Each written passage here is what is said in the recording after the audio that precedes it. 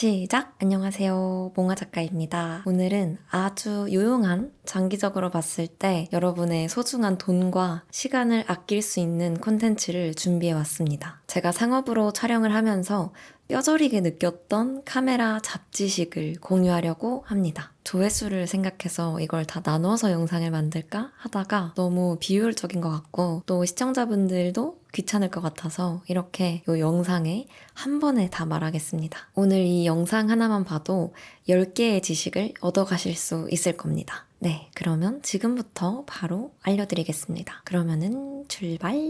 첫 번째, 카메라 배터리는 무조건 정품으로 사세요. 이건 그냥 외우세요. 카메라 배터리는 정품 사기. 이건 제 경험담이라서 진짜 당당히 말씀드릴 수 있는데요. 저는 우선 본격적으로 카메라를 쓴 게 대학교 1학년 때였는데 그땐 돈이 없었어요. 근데 보통 정품 배터리는 8만 원 이상 나간단 말이죠. 돈 없는 대학생이 알바에서 8만 원짜리 카메라 배터리를 사는 건 사치라고 생각을 해서 그 당시에 그냥 쿠팡에서 호환 배터리 4, 5만 원짜리 2개를 샀어요. 선배 작가님들이 배터리는 꼭 2개는 있어야 한다고 하시는데 정품 2개 사기는 조금 빡세니까 호환 배터리 2개를 샀죠. 다행히 엄청나게 크게 문제가 된 적은 없는데요. 호환 배터리를 1년, 2년 이렇게 오래 쓰면 심장 덜컹 하는 일이 무조건 생깁니다. 일단 정품은 카메라랑 딱 알맞게 만들어졌으니까 그 전압이 안정적으로 흐르는데 호환 배터리는 출력이 안정적으로 유지가 안 되는 경우가 있어요. 그러면 순간적으로 전압이 떨어지면서 배터리가 분명히 40% 남았었는데 갑자기 카메라가 뚝 꺼집니다. 특히 연사 촬영할 때 그리고 영상 촬영할 때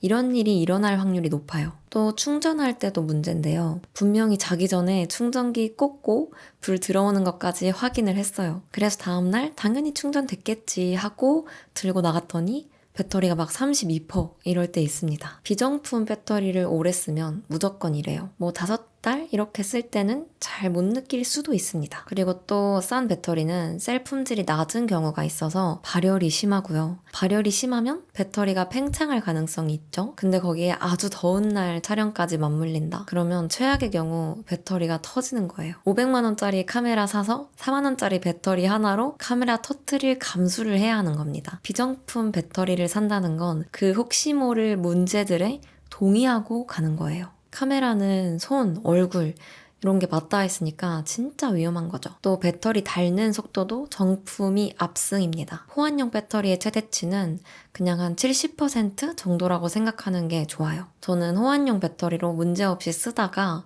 한 1년쯤 넘었을 때 연사를 찍다 카메라가 꺼진 경험이 있습니다. 다행히 주머니 속에 2개의 호환용 배터리가 있었지만 아무튼 상업하는 사람이라면 이런 위험은 아예 없애는 게 맞죠. 그래서 저는 그 이후로는 무조건 정품 배터리만 씁니다. 훨씬 오래가고 가격 차이도 사실 엄청나게 차이 나는 건 아니라 길게 보면 처음부터 정품 배터리 사는 게 더 싸고 합리적입니다. 어차피 호환용 쓸 거면 주기적으로 바꿔줘야 되거든요. 그러면 그냥 이중 지출만 느는 겁니다. 제가 카메라 장비들 저렴하게 사는 걸로 시작했던 사람으로서 이쪽 물품들은 이중 지출 안 나가게 하는 게 돈 버는 거다라는 걸 느꼈어요. 카메라 배터리는 정품 사는 겁니다, 여러분. 두 번째, SD카드 오류 안 나게 쓰는 법.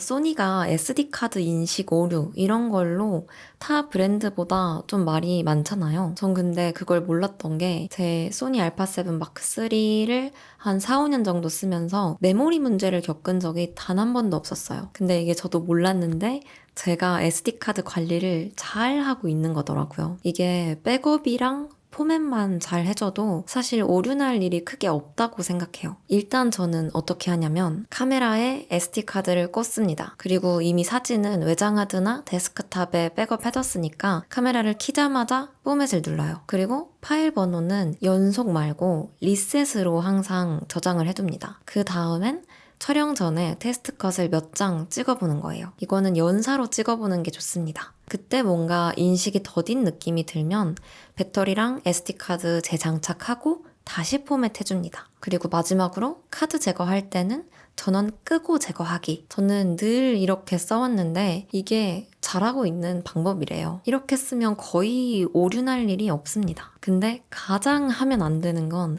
컴퓨터에서만 사진 삭제하는 거. 그리고 그 카드를 카메라에 끼고 카메라 내에서 포맷 안 누르고 그대로 촬영하는 거. 이거는 진짜 안 됩니다. SD카드 인식 오류날 확률이 매우 높아요. 꼭 카메라 내에서 포맷 해주기. 이것만이라도 잘 지켜주세요. 세 번째, SD카드 실수로 포맷 눌렀을 때 복구하는 방법. 저는 이건 아직 경험해 본 적 없는데요.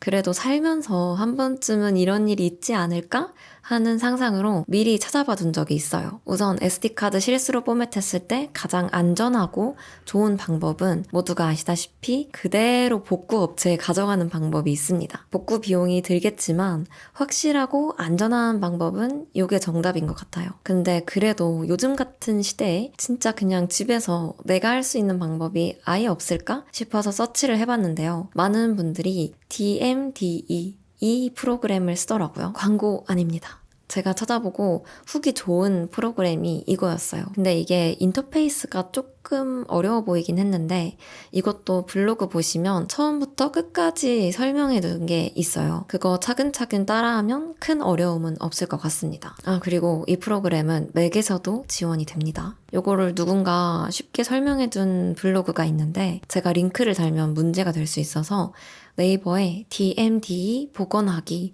검색하신 후에 블로그 탭 누르면 방법 설명해둔 블로그가 뜰 거예요. 그거 보시면서 따라해보세요. 이런 거는 미리미리 파악해두는 게 좋습니다. 이걸 모르는 상태에서 메모리가 실수로 날아가면 우선 사람이 당황하게 되니까 미리 대비해두고 찾아보는 걸 추천드립니다. 네 번째, SD카드 용량 선택하는 방법. 요거는 간단히 설명드리자면 32기가는 가볍게 일반 사진 찍을 때, 그리고 64기가에서 128기가는 고해상도 사진이랑 풀 HD 영상들 촬영할 때, 256기가는 고해상도 사진 연사로 찍을 때, 그리고 4K 영상 촬영할 때, 그 밖에 속도가 중요한 촬영 있잖아요. 그럴 때는 UHS-2를 써주시면 좋습니다. 이거는 쉽게 말해서 더 빠른 SD카드인데 빠른 SD카드가 왜 필요하냐면 카메라가 빨라도 SD카드가 느리면 연사가 멈출 수도 있고 또 버퍼링이 생기기도 하고 영상 녹화를 할 때 오류가 있을 수 있어요. 그래서 속도가 중요한 촬영을 할 때는 UHS-2를 써줍니다. 저는 엄청나게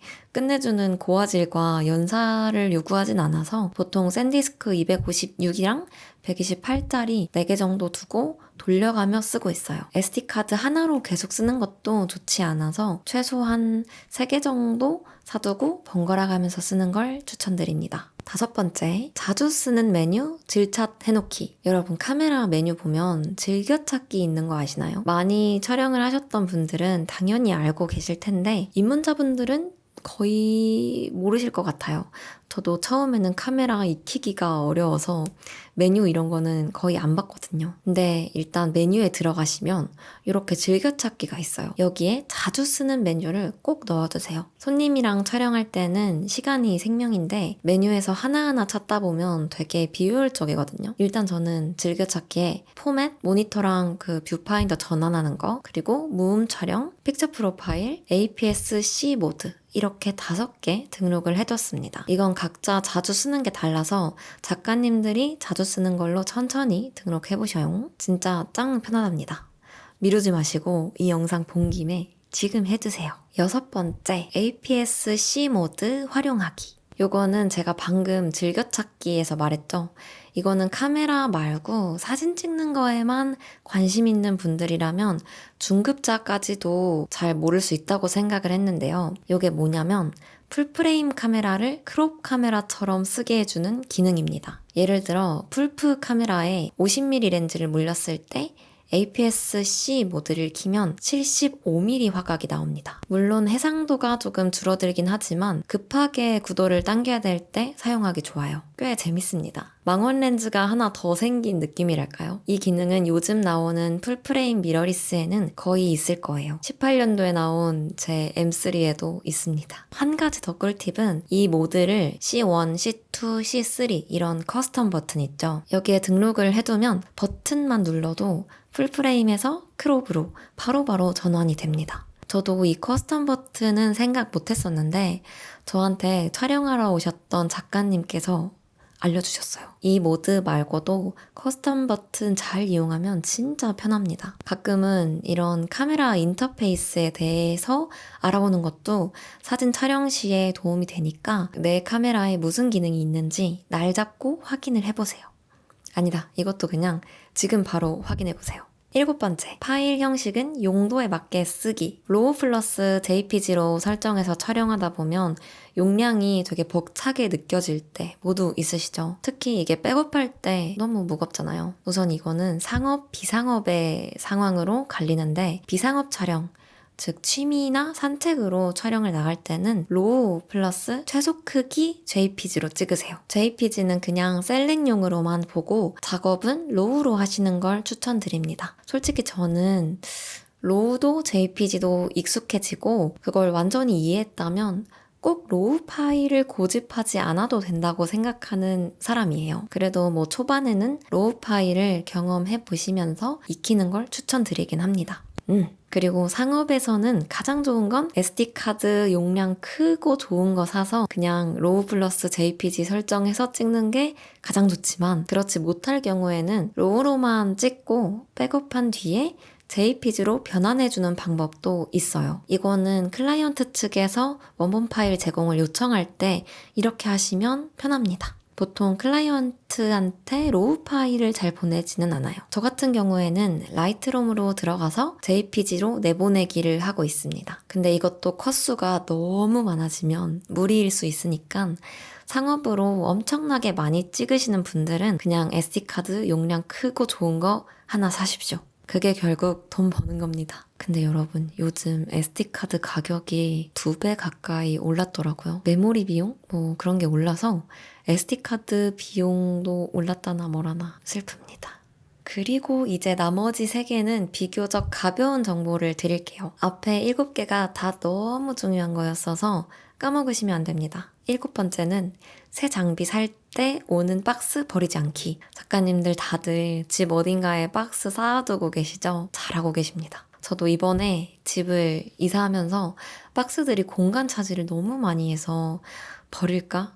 진지하게 고민을 하다가 그냥 두기로 했습니다. 왜냐면 일단 저도 다른 장비로 갈아탈 때 중고 판매자가 될 수 있는데 그때 박스 있냐 없냐로 5만 원까지 차이가 나기도 하더라고요. 저도 구매자 입장에서 봤을 때 의미 없다는 거 알지만 뭔가 심리적으로 그냥 박스 있는 상품으로 거래하고 싶더라고요. 그래서 그냥 열심히 테트리스 하시면서 간직해두는 걸 추천드립니다. 9번째, 추운 날에는 여분의 배터리를 무조건 챙기기. 여러분, 추우면 배터리가 빨리 닳습니다. 요거는 핸드폰도 마찬가지죠. 상업이라면 원래도 여분의 배터리는 챙기고 다니는 게 기본이지만 추운 날에는 진짜 잊지 않고 꼭 챙겨야 됩니다. 그냥 집 밖에 나가기 전에 내가 다 잘 챙겼나, 모든 배터리의 충전은 다 잘 돼 있나 확인하고 나가는 습관을 들이세요. 귀신보다 무서운 게 블랙아웃이에요. 자, 마지막은 센서의 먼지 편하고 확실하게 확인하는 방법. 조리개를 16에서 한 22까지 조이고